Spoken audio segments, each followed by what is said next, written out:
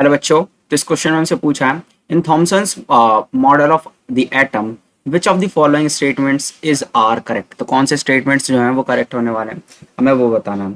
तो बेसिकली अगर मैं बात करूँ है ना, थॉमसन जो था वो उन्होंने सबसे पहले प्रपोज किया था। अगर हम बात करें detailed model of an atom, ठीक है, उन्होंने ये कहा था कि जो एटम है वो पॉजिटिवली चार्ज स्फेयर है, ठीक है, जिसमें अगर हम बात करें नेगेटिवली चार्ज जो इलेक्ट्रॉन्स है वो एम्बिडेड है ना, यूनिफॉर्मली, ठीक है, जिसको हम प्लम पुडिंग मॉडल भी कहा करते हैं। तो अगर मैं बात करूं फर्स्ट वाले स्टेटमेंट की, the mass of the atom is assumed to be uniformly distributed over the atom, तो बिल्कुल सही बात है। क्यों? उनके अकॉर्डिंग ये यही स्टेटमेंट सही होने वाला है। क्यों? क्योंकि उन्होंने ये कहा था कि जो एटम है वो एक पॉजिटिवली चार्ज स्फीयर है जिसके अंदर इलेक्ट्रॉन्स जो है वो क्या है, यूनिफॉर्मली डिस्ट्रीब्यूटेड है। फर्स्ट स्टेटमेंट तो हमारा करेक्ट होने वाला है। ठीक है, चलो भाई। फिर अगर हम बात करें, the positive charge is assumed to be uniformly distributed over the atom, बिल्कुल बात सही है।